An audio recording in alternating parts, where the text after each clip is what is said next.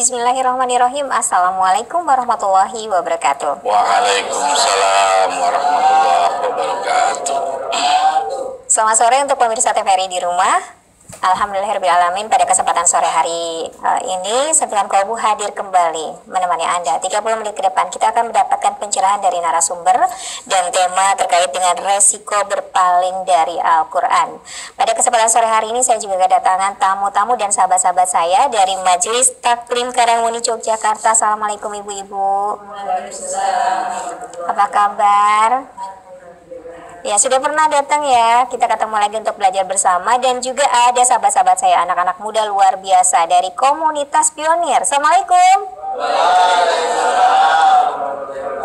Nah, gitu dong, senyum. Saya suka seneng gitu ya kalau ada anak-anak muda tuh semangat untuk belajar beragama gitu, mengisi spiritualitas. Betul. Ya. Kita akan bersama selama 30 menit di acaranya Sentuhan Kolbu. Sentuhan Kolbu sejuk di hati. Semakin sejuk juga karena sudah ada narasumber. Assalamualaikum Ustadz Haji Muhammad Abbas SE, apa kabar? Waalaikumsalam warahmatullahi wabarakatuh. Dari Surabaya ya Cak Nur? Saya dari Semarang. Dari Semarang, Cak. Kalau Semarang bukan Cak dong ya? Ustadz aja deh, Mas ya. Ustadz Abbas, selamat datang di Yogyakarta. Ada sahabat saya, Cak Abu. Assalamualaikum. Waalaikumsalam warahmatullahi wabarakatuh. Ya, tema kita pemirsa terkait dengan resiko berpaling dari Al-Quran nih. Ibu, teman-teman saya, apakah setiap hari kita sudah membaca Al-Quran setiap habis sholat atau ya minimal sehari sekali? Mudah-mudahan insya Allah ya tidak pernah lupa. Al-Quran kebanyakan ada di rak dan berdebu. Pengalaman gitu ya. Yang dibaca ini buku-buku lain. Resiko berpaling dari Al-Quran. Sebenarnya Al-Quran itu apa sih, Ustadz Abbas? Jadi gini Mbak Ocha, para pemirsa dan para jamaah yang dirahmati Allah. Jadi Al-Quran itu kan Allah telah menurunkan Al-Quran mungkin 15 abad yang lalu, 1500 tahun yang lalu. Jadi sebenarnya apa sih fungsi Al-Quran untuk kita manusia itu kan? Ketika Allah menciptakan jagat raya atau seluruh yang ada, planet dan bumi, pasti pakai aturan. Ada aturannya gitu kan. Jadi ketika manusia, kalau manusia yang diciptakan oleh Allah itu juga harus pakai aturan untuk mengatur kehidupan seluruh manusia. Kenapa? Karena kalau manusia tidak diatur dalam tatanan kehidupan, gitu kan, itu pasti akan hidup seenaknya sendiri atau semaunya sendiri. Jadi nanti antar bertetangga kita kalau tidak diatur dengan Al-Quran mungkin bisa terjadi keributan, gitu kan. Atau kita di dalam suatu perusahaan aja, di dalam suatu perusahaan aja kita harus menggunakan juga ikut aturan. Di dalam rumah tangga antara suami istri pun ada aturan. Seorang anak ikut aturan dengan orang tuanya. Ketika seorang anak pulang seenaknya sendiri, hidup seenaknya sendiri, pasti orang tua pun akan marah. Begitupun Allah Subhanahu wa Ta'ala, pemilik kita, gitu loh. Allah itu adalah yang memiliki kita. Ketika kejadian ada musibah, kita mengakui bahwa kita milik Dia. Selalu dibaca kan? Inna lillahi wa inna ilaihi raji'un. Gitu. Surat, mari kita buka dulu suratnya, surat 2156. A'udzubillahi minasyaitonirrajim. Ibrahim berkata, Maaf, salah. Surat 156. Al-Baqarah, Cak. Ya. A'udzubillahi minasyaitonirrajim. Yaitu orang-orang yang apabila ditimpa musibah, mereka mengucapkan inna lillahi wa inna ilaihi raji'un. Inna lillahi wa inna ilaihi. Sesungguhnya kami ini milik Allah dan akan kembali kepada Allah. Berarti kita sudah mengakui bahwa kita milik Allah Subhanahu wa Ta'ala. Ketika kita sudah mengakui Allah Subhanahu wa Ta'ala pemilik kita, kita harus ikut dengan aturan main Allah Subhanahu wa Ta'ala. Tidak bisa kita ikut dengan aturan yang bukan dibuat oleh Allah Subhanahu wa Ta'ala. Kenapa begitu? Karena ketika aturan Tuhan atau aturan Allah dilanggar, pasti terjadi sesuatu. Pasti ada risikonya. Ketika manusia berlalu lintas saja tidak pakai aturan, apa bu resikonya? Kecelakaan kan? Risiko yang paling fatal adalah kematian. Betul nggak? Pasti itu. Itu pun, begitu pun Al-Quran. Al-Quran diturunkan untuk mengatur seluruh kehidupan manusia. Semuanya ada di dalam Al-Quran. Tapi syaratnya kita harus yakin dulu. Ketika ada keraguan di dalam hati kita, 1% saja ada ragu, selesai sudah semua. Karena tidak boleh ada keraguan pun di dalam diri kita, di dalam hati kita bahwa aku percaya Al-Quran. Tapi bahasa tapi ini tidak boleh, Bu. Berarti kita belum 100%. Seperti saya mempercayai Cak Abu. Saya ini percaya dengan Cak Abu atau saya percaya dengan Mbak Ocha. Tapi Mbak Ocha orangnya, berarti sudah ada keraguan. Jangan pernah sekali-kali kita ragu. Gitu. Karena Al-Quran hanya bisa menjadi pedoman, menjadi petunjuk, menjadi rahmat bagi orang-orang yang yakin. Mari kita lihat ayatnya. Surat 45 ayat 20. Monggo Cak. A'udzubillahi minasyaitonirrajim. Al-Quran ini adalah pedoman bagi manusia, petunjuk dan rahmat bagi kaum yang meyakini. Tahan. Jadi para pemirsa dan para jamaah yang dirahmati Allah, bagi kaum yang menyakini. Walaupun semua orang, di bagian banyak semua, tapi ketika dia tidak yakin, jangan pernah mengharapkan mendapatkan petunjuk atau apalagi rahmat. Karena Al-Qurannya mengatakan menjadi petunjuk, menjadi pedoman, mendapatkan rahmat hanya bagi kaum yang yakin. Baik, Ustadz, maaf saya penggal dulu. Saya tertarik dengan apa meyakini. Bagaimana kita yakin dengan Al-Quran, baca aja nggak pernah, mengamalkan aja mungkin sulit, paham secara keseluruhan juga enggak. Nih, hal yang paling mudah adalah bagaimana kita cara meyakini Al-Quran, bahwa Al-Quran itu menjadi pedoman kita, padahal kita nggak tahu isinya. Nah, itulah fungsinya kita harus belajar kepada orang yang mampu. Mungkin dari kita atau yang seperti saya yang sudah lanjut usia gitu kan, usianya sudah belum lansia belum. Jadi sudah istilahnya sudah lebih dari 40 untuk belajar bahasa Arab. Al-Quran kan berbahasa Arab gitu kan. Ya. Itu mungkin sudah kerepotan Mbak Ocha. Saya mungkin terlalu lama lah. Nanti akhirnya kita hanya untuk belajar bahasa Arab, oke, bagus. Tapi bagi anak-anak muda ini, tapi bagi kita yang tua, Al-Quran sekarang itu kan ada terjemahannya Mbak Ocha. Ya kan? Ya. Itulah kita pelajari. Boleh kita belajar terjemahan. Al-Quran itu kan yang menerjemahkan juga bukan orang sembarangan, Bu. Tidak mungkin Al-Quran yang dijual itu terjemahan dari istilahnya orang-orang sembarangan. Pastikan para ahli dan sudah dicek oleh Departemen Agama. Kita belajar dari situ aja, dan juga belajar kepada orang-orang yang memahami. Betul. Yakin yang seperti apa ini masih abstrak memang gitu. Saya misalnya contohnya saya yakin bahwa Al-Quran adalah pedoman, Al-Quran dan hadis dan agama saya Islam gitu. Tapi keseharian masih belum sesuai dengan Al-Quran. Yakin seperti apa? Nah, berarti karena selama ini berarti belum dipelajari Al-Qurannya secara mendalam. Berarti baru hanya sekedar membaca Al-Quran. Karena Al-Quran itu adalah wahyu yang diturunkan Allah. Ya. Kita harus yakin dulu itu. Ya. Oh, berarti ketika Allah menurunkan Al-Quran, berarti ini sudah apa namanya? Dalam arti memang ini sudah diatur. Inilah aturan untuk manusia. Karena Al-Quran sendiri itu wahyu yang diturunkan kepada Nabi Muhammad. Nabi Muhammad menyampaikan kepada umatnya. Sekarang sampai kita ditulis, dulu tidak ditulis. Karena kalau ditulis nanti Nabi Muhammad dituduh yang tidak-tidakan gitu. Ya. Apakah yakin saja sudah cukup? Oh, tidak bisa. Yang penting awal darinya yakin dulu. Ya. Yakin diri kita, nanti kita pelajari, baru kita dapat petunjuk. Ketika kita tidak yakin, kita mau belajar berapa puluh tahun pun, itu tidak akan pernah mendapatkan petunjuk, apalagi mendapatkan rahmat. Coba sekarang kita lihat, ini kenapa Al-Quran merupakan peraturan. Kita lihat dulu di surat 13, ayat 37. Monggo jawab. A'udzubillahi minasyaitonirrajim. Dan demikianlah kami telah menurunkan Al-Quran itu sebagai peraturan yang benar dalam bahasa Arab. Dan seandainya tahan dulu. Peraturan yang benar. Berarti tidak salah kan? Berarti ini harus kita yakini, ini hak, bahasa Arabnya hak. Monggo Pak, coba bahasa Arabnya Cak. A'udzubillahi minasyaitonirrajim. Wa kadzalika anzalnahu hukman arabiyya wala in taba'da ahwa'ahum ba'da ma jaa'a minal ilmi ma laka minallahi min wali wala wab. Jadi Al-Quran adalah peraturan yang benar. Kalau kita mau selamat di dunia dan di akhirat, Mbak, kita harus ikut aturan yang punya kita. Karena yang punya surga dan neraka Allah Subhanahu wa Ta'ala.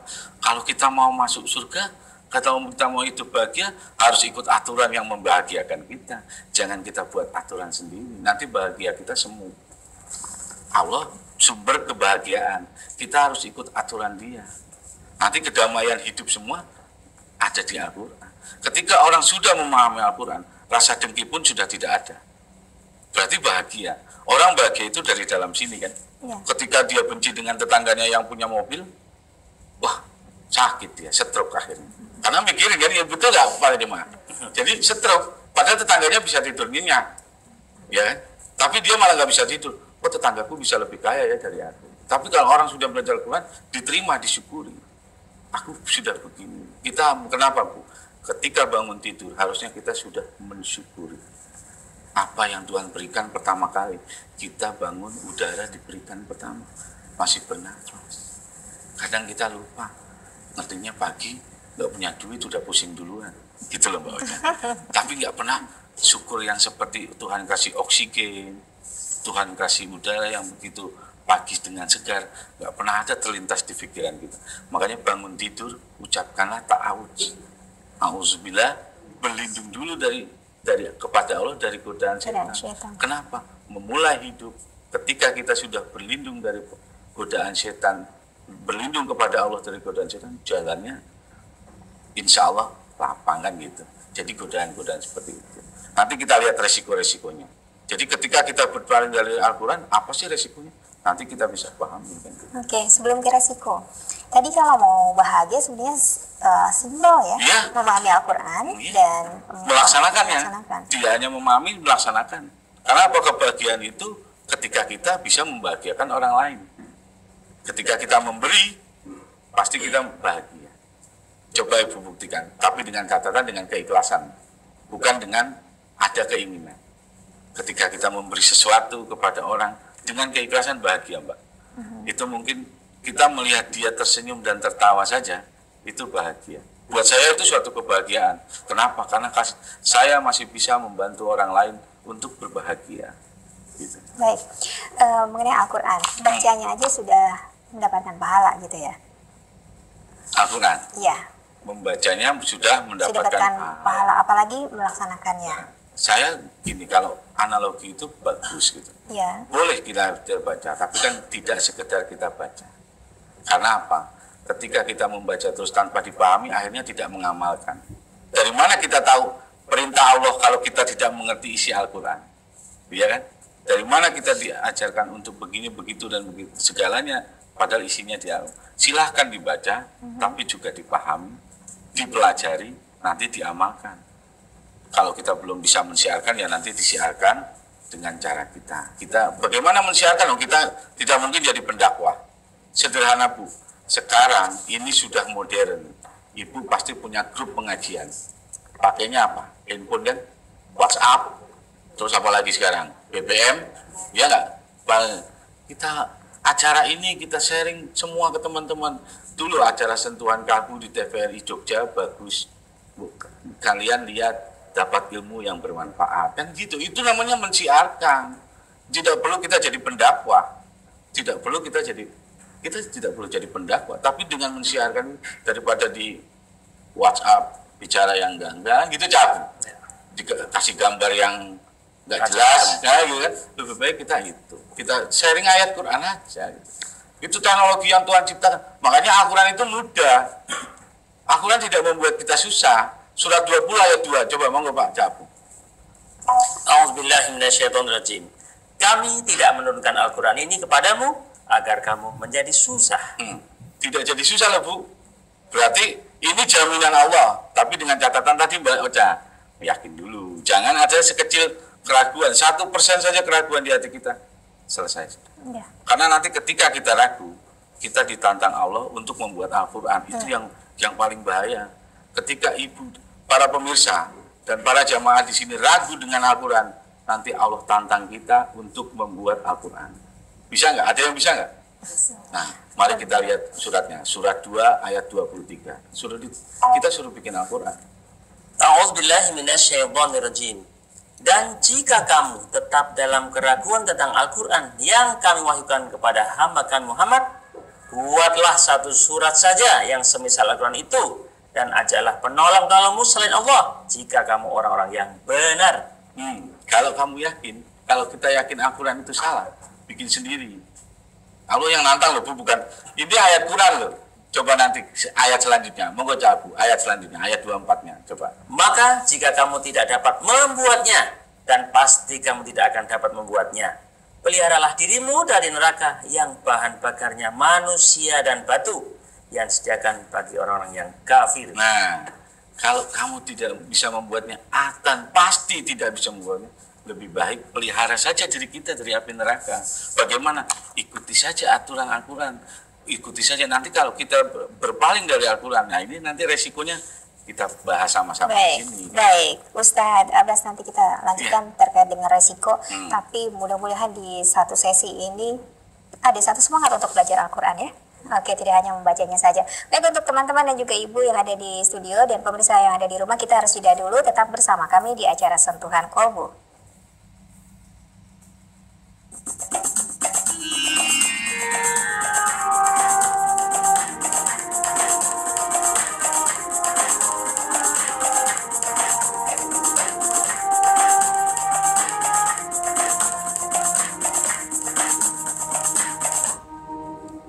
Terima kasih Anda masih bersama kami di acara Sentuhan Kolbu bersama jamaah dari Majelis Taklim Karanguni Yogyakarta dan juga sahabat-sahabat dari komunitas pioner. Sentuhan Kolbu, sejuk di hati. Semakin sejuk, semakin semangat untuk mempelajari Al-Quran.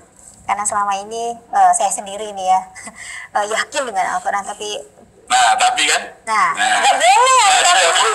nggak boleh. Berarti tidak yakin. Yakin dan belum belajar secara spesifik gitu ya, setiap ayat-ayatnya. Masih dengan Cabu dan juga Ustadz Haji Muhammad Abbas SE. Resiko berpaling dari Al-Quran, apa resikonya? Sekarang kita lihat resikonya tuh. Nggak baca aja nggak enak gitu ya, apalagi kalau berpaling ya. Nanti ketika kita berpaling, mendustakan atau mengingkari Al-Quran, nanti kita lihat ayat-ayatnya, apa sih resikonya gitu. Karena ketika saya mengambil judul ini atau tema ini, saya membaca ini juga, wah berat sekali ternyata ya. Ketika saya berpaling, ketika saya tidak yakin dengan Al-Quran. Ya, Ustaz, kita ini dulu ya. Kita kasih kesempatan untuk jamaah yang ada di studio untuk bertanya. Ada yang mau bertanya? Silakan. Ada? Ada? Belum ada. Oh, kita ikuti dulu aja. Silakan. Sekarang kita lihat resikonya. Yang pertama Cabu, surat 43 ayat 36 dan 37. Monggo dicatat Ibu. Nanti di rumah, nanti di rumah bisa dibuka lagi dengan Qur'annya. Jadi itulah fungsinya mencatat. Monggo Cabu. A'udzubillahi minasyaitonirrajim. Barang siapa yang berpaling dari pengajaran Tuhan yang Maha Pemurah Al-Quran, kami adakan baginya setan yang menyesatkan. Kami adakan baginya setan yang menyesatkan. Berarti ketika kita berpaling dari Al-Quran, itu setan yang menyesatkan. Berarti kita tidak pernah dapat perlindungan Allah. Walaupun kita baca ta'awudz kayak apa, kalau kita berpaling dari Al-Quran, ya setan yang menyesatkan. Lanjut Abu. Dan sesungguhnya setan-setan itu benar-benar menghalangi mereka dari jalan yang benar, dan mereka menyangka bahwa mereka mendapat petunjuk. Menghalang-halangi mereka dari jalan yang benar, dan mereka menyangka mendapat petunjuk. Duga-duga dan kira-kira Bu, taunya nanti apa? Ketika kita sudah wafat dibangkitkan. Jebule, kalau orang Semarang bilangnya gitu mah, tidak tahunya apa yang saya pelajari selama ini salah. Jadi sebelum ada penyesalan nanti di akhirat, mari mumpung Tuhan Allah masih memberi kesempatan kepada kita untuk itu, pelajari, jangan ragu lagi. Ini ayat Qurannya loh Bu. Bayangkan. Ayat Qurannya, seakan-akan kita mendapat petunjuk, wah bener kayak aku. Saya sudah bener nih Mbak Ocha. Padahal belum. Ya. Nah itu tadi, karena berpaling. Bukan Al-Quran ternyata yang dipelajari kan. Gitu loh. Itulah, tidak bolehnya kita berpaling. Ini baru resiko yang pertama. Saya mencatat ada 7. Nanti kalau waktunya cukup, 7-7-nya saya kasih tahu. Yang kedua, Ibu catat sendiri ya. Suratnya aja nanti Ibu ambil kesimpulan sendiri. Para pemirsa bisa ambil kesimpulan sendiri apa saja resikonya. Surat 20 ayat 100 101 jam. A'udzubillahi minasyaitonirrajim. Barang siapa berpaling dari Al-Quran, maka sesungguhnya ia akan memikul dosa yang besar di hari kiamat. Tahan. Memikul dosa yang besar di hari kiamat. Selama ini kita tahu dosa apa Bu? Membunuh, dosa yang besar, maaf, berzina, ya kan? Merampok. Ternyata berpaling dari Al-Quran dosa besar enggak? Dosa besar. Ini ayat Al-Quran loh Bu. Ini yang ngomong Allah Subhanahu wa Ta'ala, pemilik kita dan yang menurunkan wahyu Al-Quran. Ini Allah Subhanahu wa Ta'ala sendiri yang mengatakan. Lanjut ya Bu. Mereka kekal di dalam keadaan itu, dan amat buruklah dosa itu sebagai beban bagi mereka di hari kiamat. Wah, amat buruklah dosa itu sebagai beban. Berarti ketika kita beribadah di lama hidup Mbak Ocha, ternyata masih ada, kita tidak sesuai dengan, masih berpaling dengan Al-Quran. Ternyata ketika nanti kita di akhirat, kita memikul dosa, dan dosanya amat buruk. Bayangkan. Seperti itu pemirsa dan para jamaah di studio yang dirahmati Allah. Ini ayat Quran yang berbicara. Tinggal kita yang menyikapi ayat ini. Saya hanya menunjuki ayatnya. Saya tidak menerjemahkan. Saya hanya memberitahu ayatnya saja. Karena saya tidak ahli untuk menerjemahkan, gitu loh Mbak Ocha. Ya. Mau dilanjut lagi? Ya. Mari kita lanjut lagi. Sama suratnya Cabu.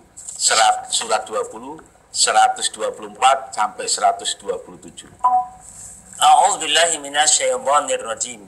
Dan barang siapa berpaling dari peringatanku, maka sesungguhnya baginya penghidupan yang sempit, dan kami akan menghimpunkannya pada hari kiamat dalam keadaan buta. Tahan. Ketika nanti dibangkitkan di hari kiamat, sekarang yang masih matanya melihat dihimpunkan Allah dalam keadaan apa Bu? Buta. Buta. Nanti mereka protes nih Bu. Ayat selanjutnya nanti protes. Bayangkan. Monggo dilanjut ya Bu. Berkatalah ia, ya Tuhanku, mengapa engkau menghimpunan aku dalam keadaan buta, padahal aku dahulunya adalah seorang yang melihat. Nah, tahan. Mereka protes, para pemirsa dan para jamaah di studio, mereka protes kepada Allah. Iya kan? Protes. Loh ke Allah, aku dibangkitkan buta. Padahal dulu aku tuh melihat. Apa jawaban Allah Subhanahu wa Ta'ala? Ayat selanjutnya kita lihat. Allah berfirman, demikianlah telah datang kepadamu ayat-ayat kami, maka kamu melupakannya, dan begitu pula pada hari ini kamu pun dilupakan. Allah Subhanahu wa Ta'ala yang maha mengetahui, ya, Allah maha mengetahui. Hari ini kita dilupakan Bu. Kalau orang itu bilang Mbak Ocha, Ya. nggak dianggap. Ketika seorang istri dan suami istri di rumah saja tidak dianggap, rasanya bagaimana? Udah sakit hati. Ya, ibu datang, suaminya keluar, ibu keluar, ya udah, anaknya juga gitu, sama anaknya, ibu datang, sama mamaku, dia pulang, bagaimana kira-kira? Inilah resiko berpaling dari Al-Quran. Bayangkan, kita enggak, Allah yang maha tahu, itu kita enggak dianggap, kita tidak ada dalam hidup, tidak dianggap. Mari selanjutnya, ayat selanjutnya Cak. Dan demikianlah kami membalas orang yang melampaui batas dan tidak percaya kepada ayat-ayat Tuhannya. Tahan, tidak percaya kepada Ayat-ayat Tuhannya. karena apa? Masih ada keraguan. Ketika ada keraguan berarti tidak percaya Bu. Makanya harus 100% keyakinan. Nggak pakai tapi. Iya, nggak pakai tapi. Aku percaya Al-Quran, Baik. tapi ya, Pak. Baik, Gitu. Ustaz, saya sudah dapat kode, nampaknya waktunya sudah tidak ada lagi ya. Tapi mudah-mudahan lain kesempatan. Untuk hari ini masih tidak ada lagi, tapi lain kesempatan mudah-mudahan bisa ketemu lagi begitu ya. Resiko berpaling dari Al-Qur'an. Mudah-mudahan di 30 menit kebersamaan kita ini kita diingatkan untuk terus ya, tidak hanya membaca setiap harinya tapi selalu mengkaji dan mengamalkannya ya. Saya mau ucapkan terima kasih untuk ibu-ibu dari Jamaah Majelis Taklim Karanguni Yogyakarta. Ibu, terima kasih sudah hadir, dan juga sahabat-sahabat saya dari komunitas pionir ya. Lain kesempatan kita berjumpa kembali. Abu Riza terima kasih. Ustadz Haji Muhammad Abbas SE terima kasih. Dan juga untuk Ana Gata Indonesia, busana yang saya pakai sore hari ini terima kasih, yang berada di Jalan Gambir Anom, Gang Arjuna nomor 2, Jalan Kaliurang, kilometer 7,8 Yogyakarta. Mudah-mudahan selalu ada manfaat dalam kebersamaan di sentuhan kolbu. Selamat sore, Assalamualaikum warahmatullahi wabarakatuh.